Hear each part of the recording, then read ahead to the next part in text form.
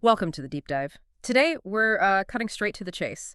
We're taking a bit of a unique approach to understanding, well, one of the most critical technologies out there in modern data architecture, Apache Kafka. Right. Instead of a typical lecture, we're going to actually use a series of practice questions. These are from the Confluent Certified Administrator for Apache Kafka exam. Think of it as, I don't know, a guided tour through Kafka's core concepts. The idea is to give you that aha moment, maybe a shortcut to really understanding its inner workings, without getting bogged down in the textbook. Okay, let's unpack this. And what's fascinating here, I think, isn't just getting the right answer. It's more about how these questions are, well, designed. They really reveal the fundamental design principles of Kafka. Yeah. So whether you're actually aiming for that certification or maybe you're just curious about how these, powerful distributed systems operate, dissecting these questions will give you some invaluable insights. And just for a quick bit of context on the exam itself, typically gives you about 40 questions. Okay. You get 90 minutes fixed. It's all web-based, remotely proctored. Yeah. And the questions are usually a mix, multiple choice, and multiple response. So each one is kind of like a mini deep dive in itself. Right, a little puzzle to figure out. Yeah. So let's kick off with a concept that's just foundational for any data system, really. How does Kafka make sure your data doesn't just poof disappear? Our first question hits exactly that. Mm-hmm. What is the purpose of Kafka's ACL configuration on the producer side? The correct answer here is D, to wait for all in-sync replicas to confirm receipt before acknowledging the write. Okay, Axel. Yeah. This setting, it's really the bedrock for achieving strong consistency and durability guarantees in Kafka. So when a producer uses ACL, it basically means a message isn't considered successfully written until every single in-sync replica, and that just means every copy of your data on a separate broker that's fully caught up and ready to serve, has confirmed it actually received the message. Every single one. Every in-sync one, yes. Yes. This drastically reduces the risk of data loss, even if, say, a broker fails mid-write. It's pretty essential for critical applications, like financial transactions, audit logs, where every single message absolutely has to be accounted for. That makes incredible sense for anything mission critical. But does ACS all come with any trade-offs? Like, I'm thinking latency or throughput, maybe, since you're waiting for more confirmations? Yeah, that's a really sharp question. And yes, there's always a trade-off in distributed systems, right? Right. So while ACL gives you the strongest durability, it does introduce higher latency. The producer just has to wait longer for those multiple acknowledgments. Makes sense. So for use cases where every millisecond counts, maybe like real-time bidding or something, you might choose AX1, where only the leader broker acknowledges. Okay. Or even AX0, which is kind of fire and forget. You'd prioritize throughput over those strongest durability guarantees. It's really about finding the right balance for your specific application's needs. That puts it into perspective. Okay, so beyond just protecting the data itself, who's actually running the show, making sure the whole Kafka cluster operates harmoniously? Let's dive into the core orchestrator. Good transition. This leads us right to our second question. Which of the following is the role of the Kafka controller in the cluster? And the answer here is C, managing partition leadership and cluster metadata updates. The controller. Exactly. The Kafka controller is, just like you said, the orchestrator. It's actually a single broker that gets elected to be the central point of coordination for the whole cluster. One single broker. One at a time, yeah. Its critical jobs include managing partition leadership. So deciding which broker is the active leader for any given data partition, and also keeping the cluster metadata consistent across all the other brokers. You sort of think of it as the ultimate traffic controller, constantly making sure data flows smoothly, consistently, and that the cluster state is always, correct and stable. That sounds a bit like a single point of failure, though. But knowing Kafka, it's probably not that simple. What happens if that elected controller itself crashes? You're right to ask. And no, Kafka is definitely designed for resilience there. If the elected Kafka controller goes down, Zookeeper, which we'll talk about in a moment, quickly steps in to facilitate the election of a new controller. Ah, okay. A new one is picked from the remaining active brokers. So this ensures the cluster doesn't lose its brain for long, and the new controller immediately takes over management, minimizing any disruption. That's fascinating how it sort of self-heals like that. And you mentioned Zookeeper. Yeah, it's often mentioned in the same breath as Kafka, especially historically. What exactly is its role in the cluster architecture? Indeed. So question 9 asks, in Kafka, what is the role of Zookeeper in the cluster architecture? The correct answer is B, managing cluster metadata, and leader election for partitions. Now, this might sound a little similar to the controller, Yeah, it does a bit. but they're distinct. Zookeeper has, well, historically has been Kafka's external dependency for handling distributed coordination. It's a highly reliable, separate distributed service that Kafka relies on for several critical things, Like what? like identify which Kafka brokers are currently alive and well, also facilitating the election of the Kafka controller itself, just like we discussed, and storing some crucial, persistent cluster metadata, think topic configurations, access control lists, that kind of thing. Okay. It's really important to note, though, Zookeeper does not store the actual messages you produce to Kafka topics. Ah, okay. Not the data itself. No, not the data itself. And it doesn't handle message compression either. While, newer versions of Kafka are actually moving away from the Zookeeper dependency. Right. I've heard about craft mode.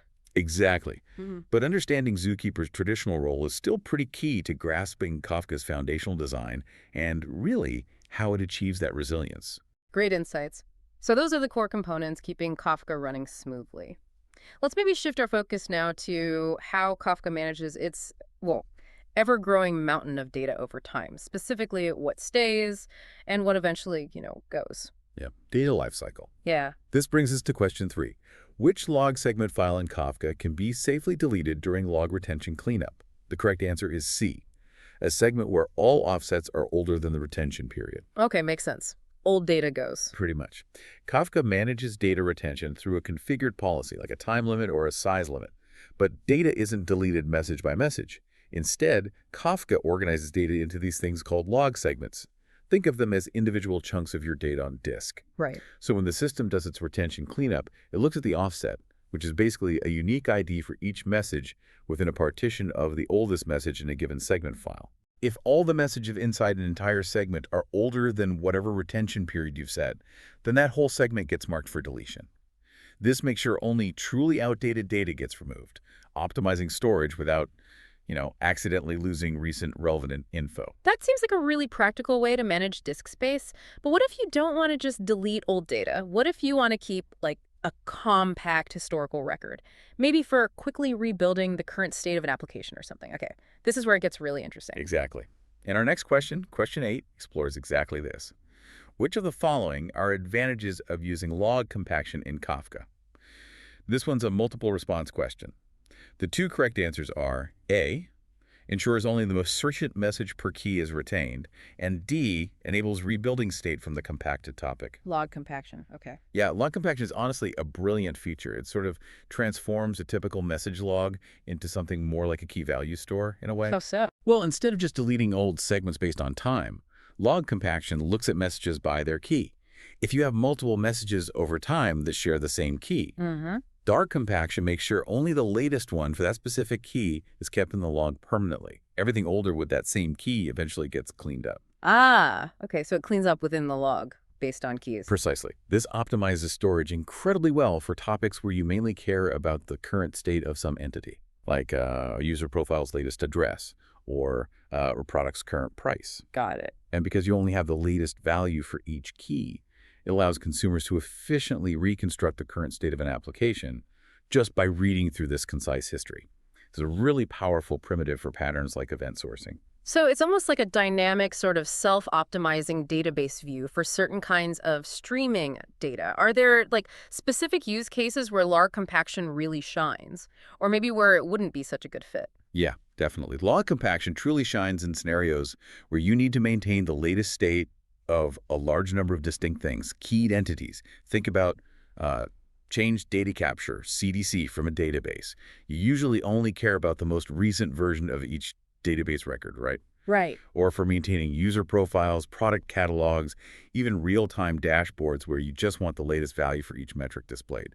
That's where it's great. And where is it less suitable? It's less suitable for topics where every single event, regardless of its key, is important. Like maybe you need to keep it for auditing or historical analysis. Think raw click-stream data or detailed transaction logs. For those, you usually want time-based retention, not compaction, because every single message matters historically. Makes perfect sense. Okay. Now that we've covered how data is handled and managed, let's transition to the critical aspect of security.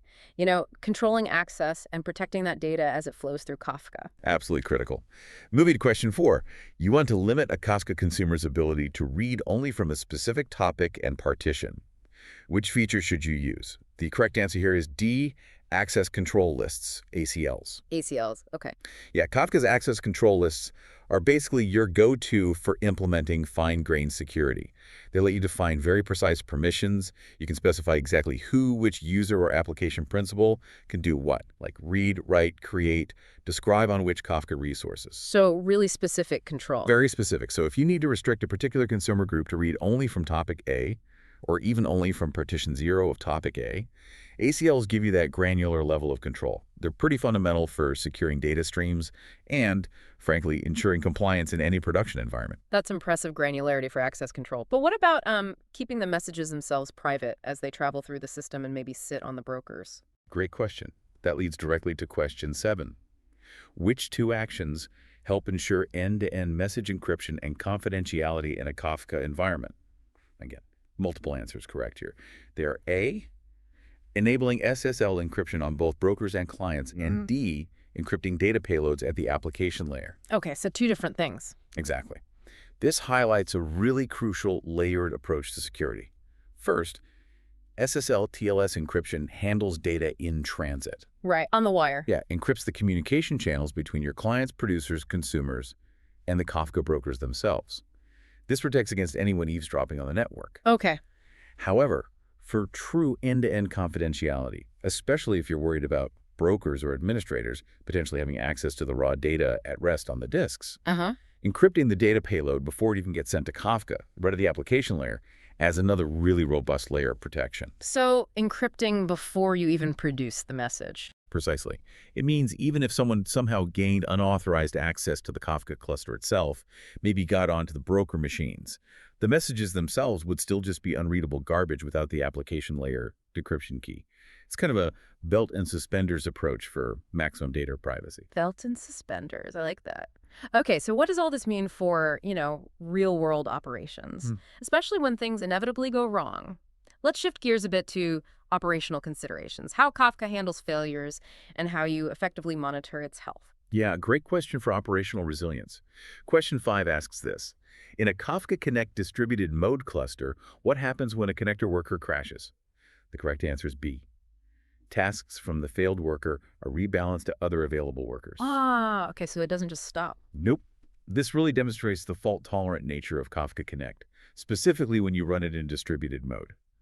If one worker process or, the node it's running on goes down its assigned connector tasks, the actual data pipelines it was running aren't lost. Right. Instead, the failure is automatically detected, and those tasks get rebalanced, reassigned to other active and healthy workers in the Connect cluster. This automatic reassignment ensures high availability and keeps the data flowing, which is obviously crucial for integration pipelines that need to maintain uptime and avoid processing interruptions. That's a huge relief, I bet, for anyone relying on Kafka Connect for those important integrations. But as an administrator, how do you actually keep an eye on your consumers? Make sure they're keeping up with the incoming messages and everything's running smoothly. Yeah, you need visibility. For that, we turn to question 6. Which tool is used to monitor Kafka consumer lag and partition assignment for a given consumer group? The answer here is C, Kafka Consumer Groups.esh. Okay, a command line tool. Yep, this command line tool is pretty indispensable for administrators and really anyone troubleshooting Kafka applications. It lets you inspect the current state of your consumer groups. It gives you vital info like how many messages they are lagging behind the latest message in the log for each partition they're assigned. Ah, the lag, okay. Exactly, the consumer lag. And it also shows you which specific partitions are assigned to which consumers within that group. This helps you quickly understand if your consumers are processing messages effectively, identify potential bottlenecks, or troubleshoot if they start falling behind, which is, often the first sign something's wrong. And speaking of falling behind, that lag, what's a common red flag for performance? Maybe the most frequent issue you'd see an administrator grappling with in a production Kafka setup. Our final question, question 10, addresses exactly that. A Kafka administrator notices increased consumer lag. Which of the following is the most likely cause? The correct answer is B. A slow consumer application is not processing messages fast enough. Ah, the consumer itself. Yeah, this is indeed a very, very common scenario you see in the real world. Consumer lag happens when the consumer application simply cannot keep pace with the rate of incoming messages being produced to the topic it's reading from. Why would that happen? Well, it could be several things. Maybe inefficient processing logic inside the consumer application itself. Maybe insufficient resources allocated to the consumer, not enough CPU or memory. Could even be network bottlenecks between the consumer and the brokers. Right. But whatever the reason, when the processing rate consistently falls behind the production rate, a backlog of unprocessed messages just builds up. And that leads to that telltale increased lag number you see with the tool. Understanding this is really key to efficient troubleshooting and optimizing your whole Kafka ecosystem. Thank you so much for joining us on this deep dive into Kafka's essentials, using those exam questions as our guide. We really hope you feel more confident now, maybe better equipped to tackle the world of real-time data. Keep learning, and we'll catch you on the next deep dive.